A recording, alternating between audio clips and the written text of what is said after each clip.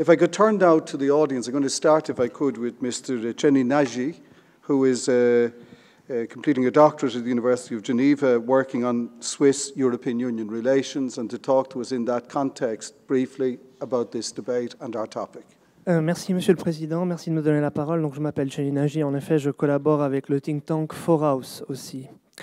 À ce titre, je voulais vous parler brièvement d'un article que nous allons publier prochainement en anglais et qui touche à la problématique de cette conférence et plus précisément à la question de savoir ce qui se passerait en cas de Brexit et le lien avec l'alternative suisse qui a été un petit peu évoqué.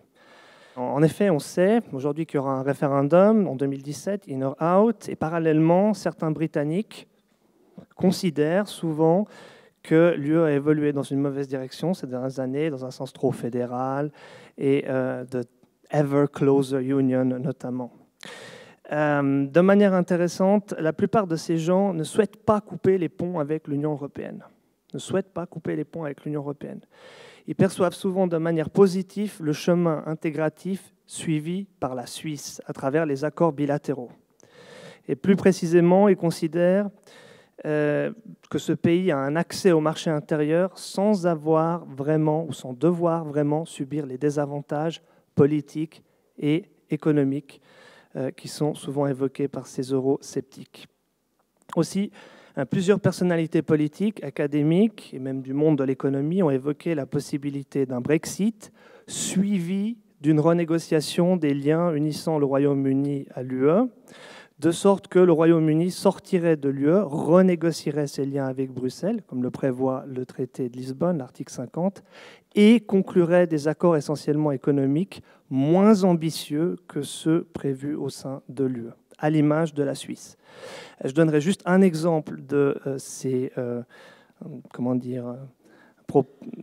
supporters de la voie intégrative suisse, c'est Boris Johnson, le maire de Londres. Boris Johnson a récemment parlé des accords bilatéraux entre la Suisse et l'Union européenne comme étant un modèle à suivre pour le Royaume-Uni en cas de Brexit. C'est ce que lui appelle Britserland d'ailleurs. Et il n'est pas le seul. Il n'est pas du tout le seul à parler de la Suisse. Ce n'est pas du tout un cas isolé. Devant ces éléments, la question que nous nous posons à Forhaus est la suivante. Est-ce que les personnes qui considèrent positivement les relations bilatérales entre la Suisse et l'UE sont bien informées de ce que ça signifie rentrer dans une relation bilatérale avec l'Union européenne? Et de notre point de vue, et je résume un peu les découvertes qu'on a faites dans ce papier, l'option intégrative suisse, les tenants de l'option intégrative suisse font plusieurs erreurs d'appréciation considérables lorsqu'ils estiment que la voie bilatérale suisse peut être reproduite et peut être un blueprint ou un modèle profitable tant en termes de souveraineté qu'en termes économiques. Alors je vais résumer, et je terminerai mon intervention ici, les points principaux. Premièrement, le bilatéralisme moderne entre la Suisse et l'UE s'est développé dans un contexte historique particulier. La Suisse n'avait pas retiré sa demande d'adhésion au moment où, en 1993, elle rentre dans un processus de négociation bilatérale avec l'Union européenne. Sa stratégie à long terme, à ce moment-là, restait l'adhésion à l'Union européenne. Donc là, on est vraiment dans une situation différente de ce qui pourrait arriver en cas de Brexit. Ce serait le contraire, le Royaume-Uni quitterait l'Union européenne. Donc on est vraiment dans la situation inverse. Deuxième observation, dans les années 1990, l'UE a constamment contrôlé l'agenda de négociation bilatérale.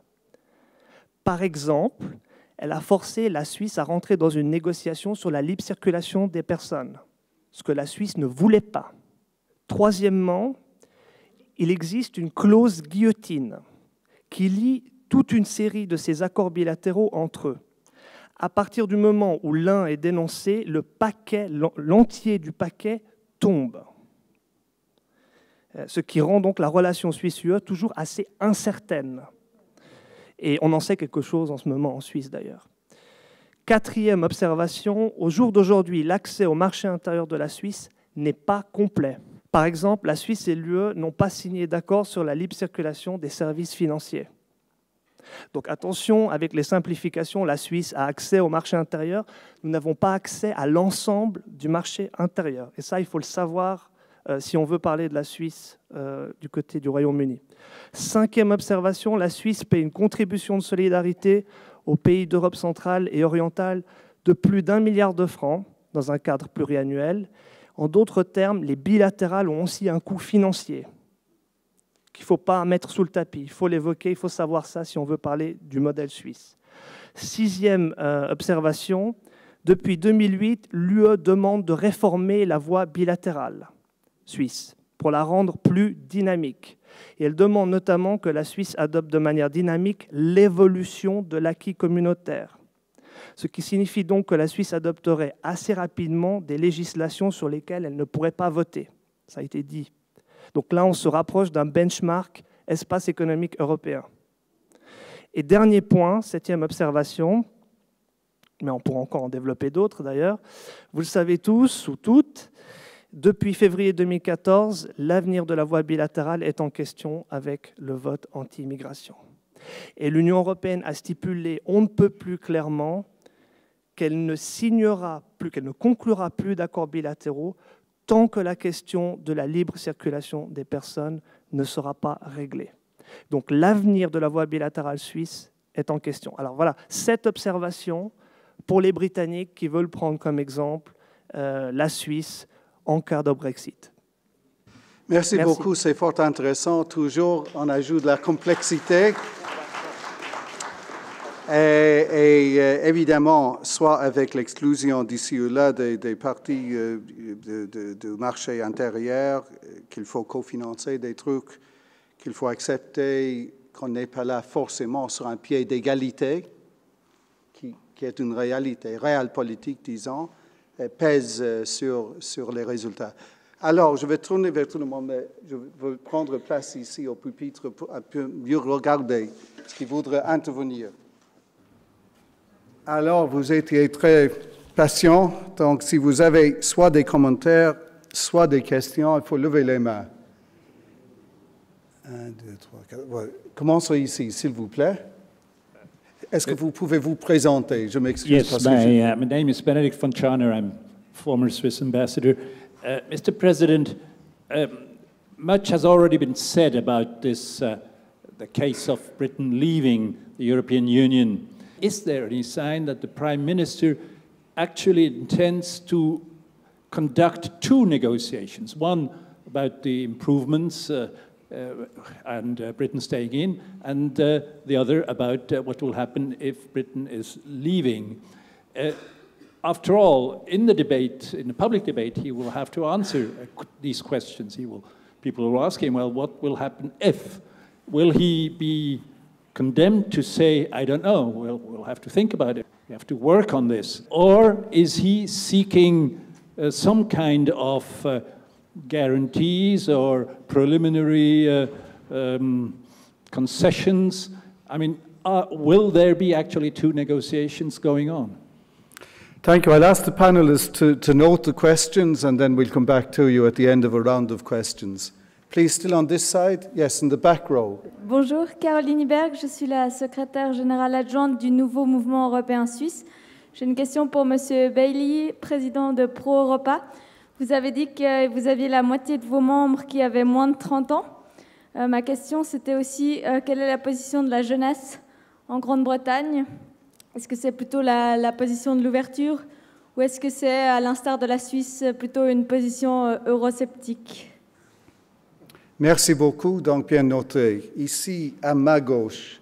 Si on peut commencer ici, en face, et puis on peut continuer. Merci beaucoup. Good afternoon. Macy Marvel, I'm a journalist from Geneva. I have a first question for Martin Howe.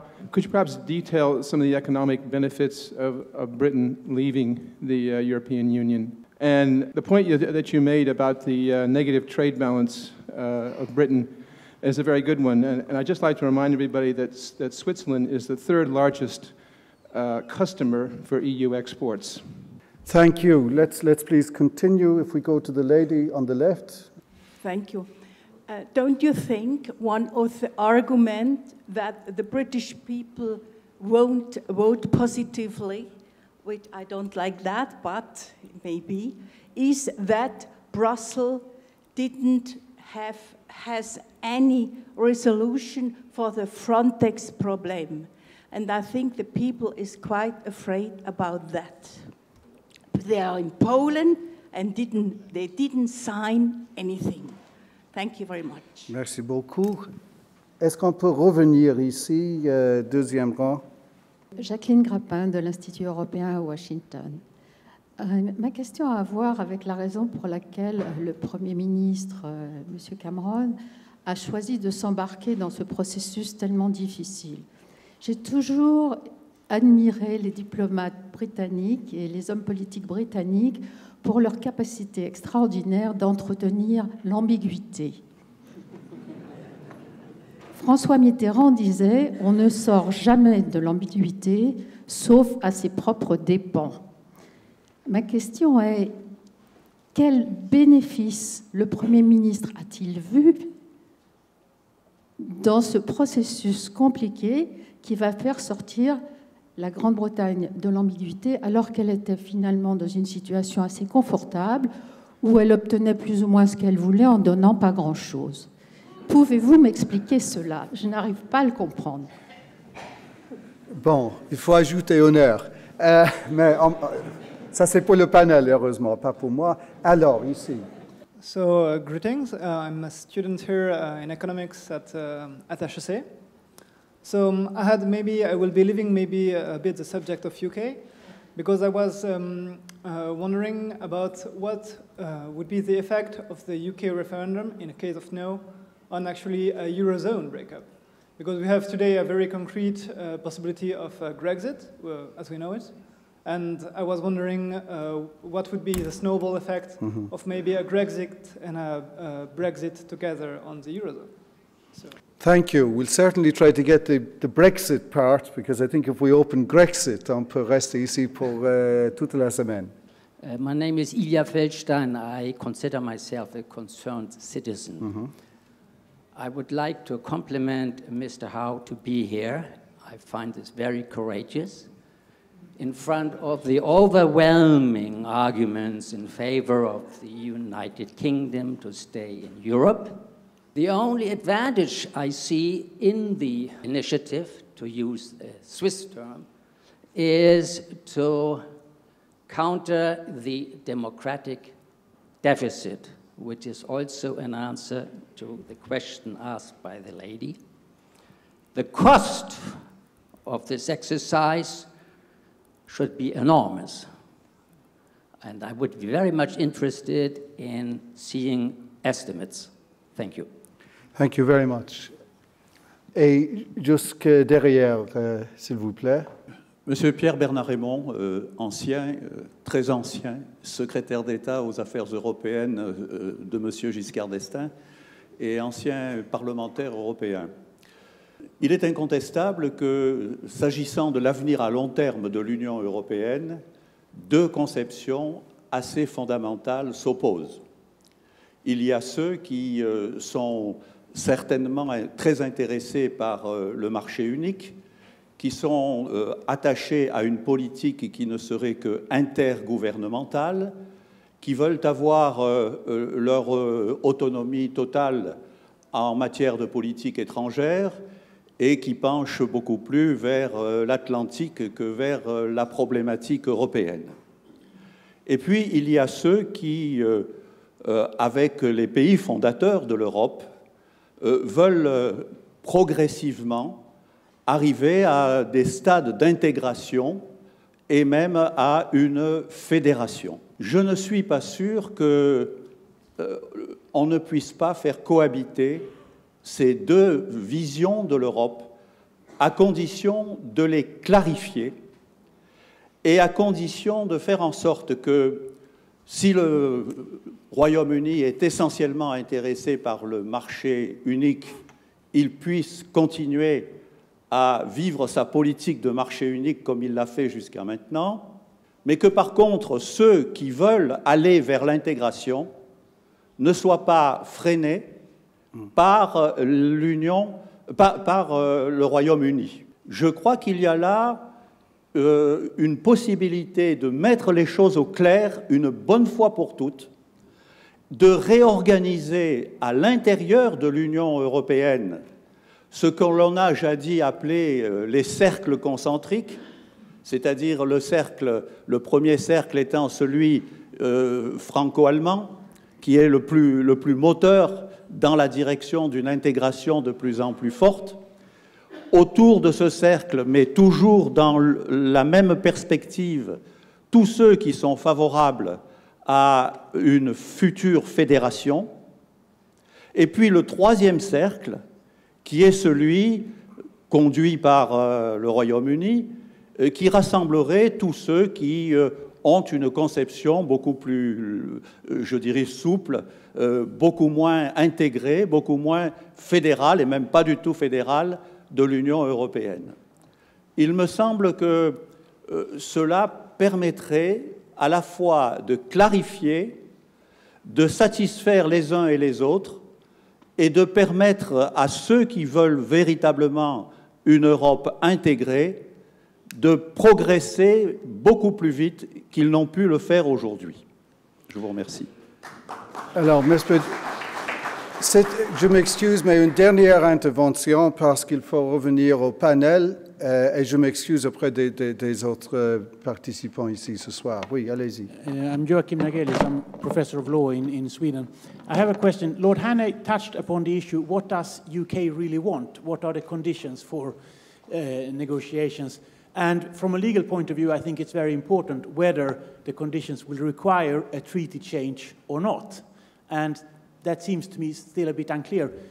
Do you, or perhaps does John Peel, know anything more about this? Could you predict somehow, is it possible at all to get negotiations going without entering into treaty changes, or what do you think? Will that be necessary? And how will that affect the future prospects? Thank you. Je voudrais revenir maintenant au panel. Martin Howe, there was a direct question to you about the economic benefits of the UK being out. Do you want to take up that? I don't exclude you to take up other ones, but that was asked directly of you. It was asked directly of me. I'll take that one up. Let's see. One important economic benefit at the moment, we have to negotiate in all trade-related matters as part of the European Union. And, for example, a very important trade negotiation at the moment is going on, has been going on for years and may go on for more years, is the Transatlantic Trade and Investment Partnership with the United States. If you look, on the other hand, if you look at the European Free Trade Area and its international relationships in forging free trade agreements around the world, it has been notably more successful than the European Union, possibly because of the difficulties of the European Union in creating necessary consensus when national interests are at stake. So given that external freedom, that would be a major economic benefit for the United Kingdom. Secondly, when we look at the whole subject matter, I'm going to say red tape regulation, there is a difference, though, between having the power being influenced by other countries in the regulations you adopt and being within the system of the European Union where it is potentially imposed by qualified majority voting and where it is enforced by a court that interprets it in a particular way. Let me give you one example from my own sort of field of practice. The Levi Strauss Jean Company puts jeans on the market all the way around the world, bearing their trademark, Levi Strauss. A British company called Tesco decided to import these jeans from the United States, where they were selling cheaper than they were available in England, and they were sued for trademark infringement. And the European Court took it upon itself to interpret the Trademarks Directive in such a way that it was a trademark infringement to import into the European Union genuine goods bearing the genuine trademark if they were put on the market somewhere else in the world. That decision by itself must cost European consumers absolute fortune and has enriched multinational and American companies all over the world. We now pay for Microsoft software in England, we pay the same in pounds as you can buy it for in dollars in the USA. That's just one example of numerous instances where despite the dangers of national red tape, which I admit, freedom of action would allow us considerably to improve our economic position. And can I, just one other point I wanted to pick up. Please, yes, of the other questions from the menu, if you want to select something, please do that. Yes, it's just there were a lot of other questions, but there was one other. Concentric circles, I thought was an extremely positive way of looking at it. The objective is, I think, to get to the right substance, the relationship between the European Union and other member states. Whether you call that and construct it as concentric circles of membership within the European Union but defined by the treaty, or an external agreement, is perhaps secondary to getting the substance right. And Dr. Nagy had a very interesting discussion of the Swiss relationship, which I don't want to get into detail, but I have looked at it quite closely. And I would agree that the problem with the Swiss relationship, if the United Kingdom look at it as a model, is the linkage between trade issues and other issues. And if we were to go down the road of looking at the Swiss model, that is a danger that we should very, very carefully steer away from. So thank you. Thank you very much. David Hannay, there's a lot of questions. Do you want to pick up one or two, tell us which you're picking, and then go through? First of all, I'll start with the very interesting analysis about Switzerland's position and say just very briefly that I think I understood what was really being said was, don't delude yourself into thinking that the Swiss model would be on offer. It won't be. And that is the mood in Brussels now, unless I'm completely out of touch with Brussels. So I think we should not delude ourselves. Secondly, Benedict, you asked about what would happen if we voted no. Well, in purely procedural terms, the British government would have to make an application under Article 50 of the treaty to withdraw, and there would then be a period of 2 years to negotiate the terms of it. But that's, of course, completely begging the question of what those would be, and then we come back again, which I won't trouble about defining what the relationship should be. This issue about the other member states being so determined to keep their access to the British market that they're bound to give the UK a good deal, I think that's not terribly well thought through, because the other member states consist of 27 independent countries, and they don't, despite all the urgings of European supporters of federalism, they don't actually think of themselves as one. They think of themselves as one of 27. And in each case, their interest in the British market is much less than our interest in the overall European market, which is one towards us if we're outside it, because you have to apply the common external tariff. So I think that can be overstated. Somebody asked about migration and Frontex. Well, I certainly think that the way in which Europe is handling the real challenges coming from this flood of migrants across the Mediterranean is doing no favors to anyone, but strangely enough, it's not a particularly toxic issue for Britain, because the structure of the European institutions now is that Britain can opt out of any binding proposal on that, and and has said that it will do so. I happen to deplore that position. I've spent quite a lot of time signing petitions for the last 3 years suggesting we should be allowing more Syrian asylum seekers to come to Britain, but it is not yet causing a major problem, although it does, of course, tend to redound to the discredit of the European Union as a whole, and as such, that, of course, in a period of a referendum could be a little bit damaging. Why did the Prime Minister start this damn thing off? Because he was trying to deal with the problems in his own party, just as Harold Wilson was trying to deal with the problems in his own party in 1974. It's as simple as that. There's nothing else to it. he didn't have a sudden epiphany in which he woke up and said, gosh, the Swiss have got it right. Plebiscitary democracy is absolutely the best thing since sliced bread. Not at all. He had a big problem in his own party, and he thought he'd found the solution to it. Well, I think he may be disappointed, because I think the split, which will come when the campaign comes, will be pretty deep, and as it was in the Labour Party. And of course, in the Labour Party, with a delayed action, it actually produced the breakup of the then 1970s Labour Party and the setting up of the Social Democrat and subsequently the Liberal Democrat Party, which meant that the Labour Party wasn't back in government for I've forgotten how many years, 17 or 18 or something like that, quite a long time. Monsieur Bernard Raymond, who I would like to salute as someone whom I remember when he was at the council table in 1979 and 80. I have to say I don't think anything as schematic as you're suggesting is either likely to work or, in fact, is very desirable or necessary.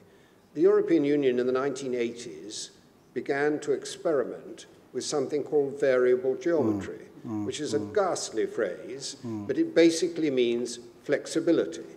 And it applied this flexibility in a number of respects to Schengen, which Britain and Ireland and Denmark are not, Britain and Ireland are not in, to the euro, which Britain's position was clearly defined in the Maastricht Treaty, and there is no obligation to become a member of the Eurozone, to justice and home affairs, where Britain and Denmark and Ireland have the ability to opt out.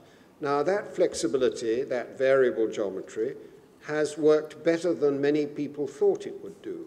And there's no indication, I believe, that it's reached its limits. For example, it's quite clearly going to be tested further as the Eurozone countries integrate their economies more, which Britain is not acting as a brake on. They have made no objections at all to the most recent changes, the banking union and so on. They're not the brake. The only brake on the integration is within the Eurozone countries themselves, between France and Germany in particular, as to what they're prepared to do in terms of mutual guarantees of bonds and so on. So it's not Britain that's stopping that. And I think variable geometry, which is a bit different from the concentric circles, contains a great deal of the answer to many of these questions. And the final point I would, treaty change. Yes, I do believe, and I hoped I made that clear, that I thought that whether or not treaty change would be needed to accommodate things that the Prime Minister may ask for is a genuinely watershed issue. It was a watershed issue in 1974, and the Prime Minister of the day, Harold Wilson, did not ask for a treaty change to the terms of accession. And it was on the basis of that that other changes on imports of New Zealand butter, on other Commonwealth trade, on the budget, and so on, were agreed, because they did not require such changes. Now, the Prime Minister keeps saying that he thinks he will need some treaty changes, but so far, the only advice he'd received on the matter is from his own in-house government lawyers. And in-house government lawyers in London have a track record in terms of European law, which is quite appalling. They always seem to get it wrong. I think it might be better if he asked the Council Secretariat lawyers what they thought could be done within the terms of the various treaties. They are remarkably imaginative people, and they have worked extremely successfully in the past, for example, when Denmark lost its referendum. And I expect they might manage to find answers on this occasion too, to the vexed question of the ever closer union, which is only a reference in the preamble, and which the European Council last June said did not need to be applied to all member states in the same way. So I think there is plenty of scope there. Thank you very much, David Haney. There was a question, Martin Bailey, to you about the under-30s and what the effect might be in the campaign.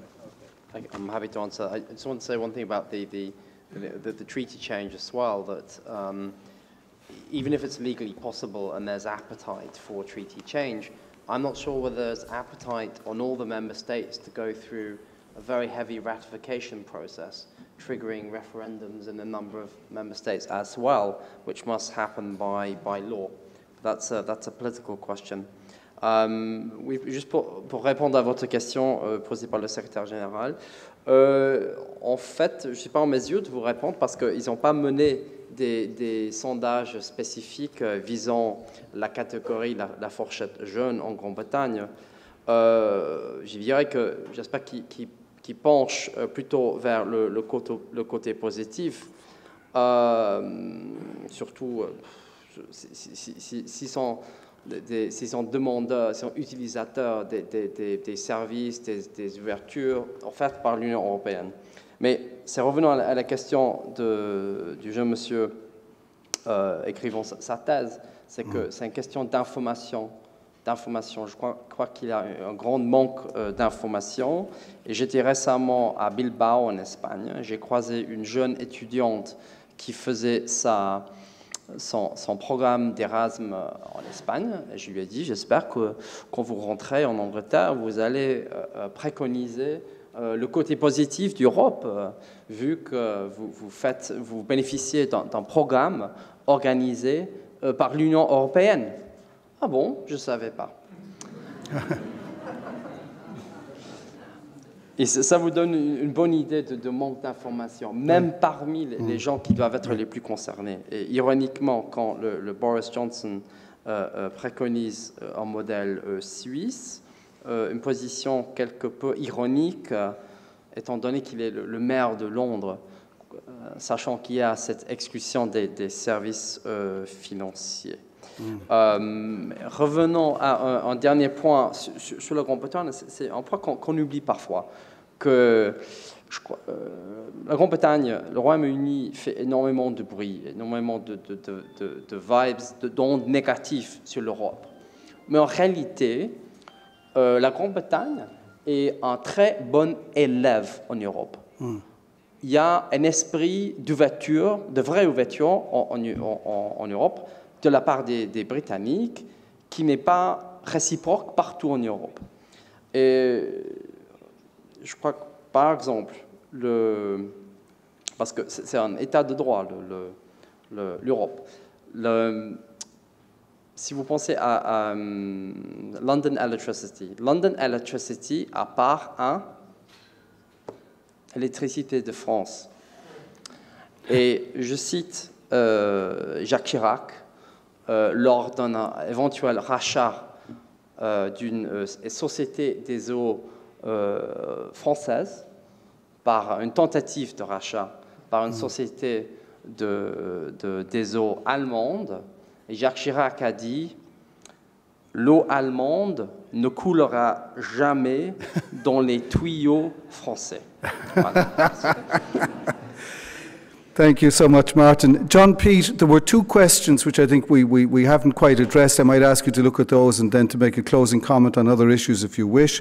One of those questions, the gentleman who introduced himself as the concerned citizen, was about the enormous cost of the exercise. And I think it was more about the whole cost of holding a referendum more than the macroeconomic costs and benefits debate.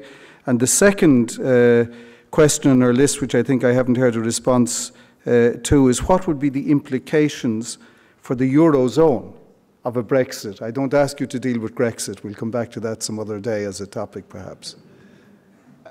Yeah, well, let me touch on those in a moment. But yes, please do. I just wanted to, I think I had four things to say, and I will add one since you just raised it. The first thing I wanted to say on the Swiss option was just to remind people that Cameron explicitly excluded the Swiss option in his Bloomberg speech. He said Norway and Switzerland wouldn't suit us, but I thought the points you made were all extremely good ones. And I do think that whatever Martin may say, the psychology of the situation will not be quite as it was for either Switzerland or Norway. I mean, to put it in sort of simplified terms, you get offered a free book when you join the book club. You don't get offered a free book when you leave the book club. And I think that that's going to make the situation very different. And definitely, as David said, the intention of the European Commission is never to have anything like the Swiss deal ever again, because it's been a complete nightmare from start to finish. So they may say you can have the Norwegian option, but in many respects, the Norwegian option is even worse for the UK. On this, I'm not sure whether your problem about cost was actually directly related to the cost of the referendum, which I don't think is that huge. I mean, I think there is a potential cost to the UK if we end up leaving, which could be massive. But I do think that I agree with David Haney's point. The reason why Cameron went down this road was simply internal Conservative Party politics. I'm not sure that Cameron really has strong views on the European Union, but I don't think he at any stage has really thought it would be better to leave. I think it's all been a sort of, it's an exercise in damage limitation. He thought this was the best way of dealing with his internal problem. Perhaps it's not the best way of dealing with it. We shall see. He may win his bet and win his referendum, and it's been rather a painful. It will be rather a painful experience to get there. But I don't think he or most of the people around him think that it would be a good idea for the UK to leave. And I think I don't expect that he will dwell extensively on what the alternatives are, because I think what he will say is, I'm not interested in the alternatives. I'm campaigning to stay in, having won some concessions, which may or may not be of some significance. I think he will be putting the question to the out campaign, you need to spell out what the alternatives are, because most of the alternatives, as we have been hearing, look pretty unattractive. On Grexit, however, I do think that could be an unfortunate thing. I mean, it depends how long it goes on for. My understanding is that every week there is a deadline for Greece, and every week they pass the deadline and say, actually, the real deadline is next week. But we are coming to a point where we will have to know the answer of, is Greece going to stay in or not? I think by the time of the British referendum, that question will have been answered one way or the other. Why it has some bearing on it is I think the travails of the Eurozone do play rather unhelpfully into the British debate. And I think that is actually one of the points that Martin made at the beginning. The mood in 1975 was somehow or other the UK was failing, continental Europe was succeeding. I think the mood now is precisely the reverse. The UK is succeeding, continental Europe is failing. And I think that gives the Yes campaign quite a mountain to climb, and it's one of the reasons why the British government and Britain has a huge amount at stake in the Eurozone actually resolving its problems and returning to growth. And then two final comments, if I may, back to this point about treaty change. I do think there are lots and lots of possible options, and people have talked to even journalists like me about them already. The Danish protocol, I think the Irish had a protocol as well at one time. There are protocols and declarations that you can magic up out of nowhere, and you can promise to do, as indeed the Irish were told, you can promise you will do it the next time there is a treaty change. There are a lot of legal fiddles that can get round the obvious problem, which is that there is no chance of a treaty being formally signed and ratified by 2017. And I expect one of them will probably be used. There will be some future promise that would be good enough. And then I can't resist commenting, finally, back to the question of Giscard d'Estaing and Monsieur Bernard Raymond. I mean, there are two things on that I think are worth remembering. I have often heard, ever since I first went to Brussels, that if only the British weren't there, we would have created the United States of Europe. And I remember, in particular, a very nice man called Alain Lamassoure, who I'm sure you know, was once asked when I was with him and a group of others, why is it that the United States managed to create the United States in post-Philadelphia when we haven't managed to create the United States of Europe in Europe? And he said, well, the difference between Philadelphia and here is that they sorted out the British problem before they started. But it's a nice joke, but it's really not true. I'm sorry. I visited France several times in May 2005, and the idea that the French people or even the Dutch people were huge enthusiasts for building the United States of Europe, I think it's completely gone when they shot down Giscard's great constitutional treaty. I agree with David Haney that variable geometry is the solution, and the euro is clearly the biggest demonstration of that. But I don't really think there is a massive constituency in even the original 6 for creating the United States of Europe anymore. I think it's gone. Thank you very much.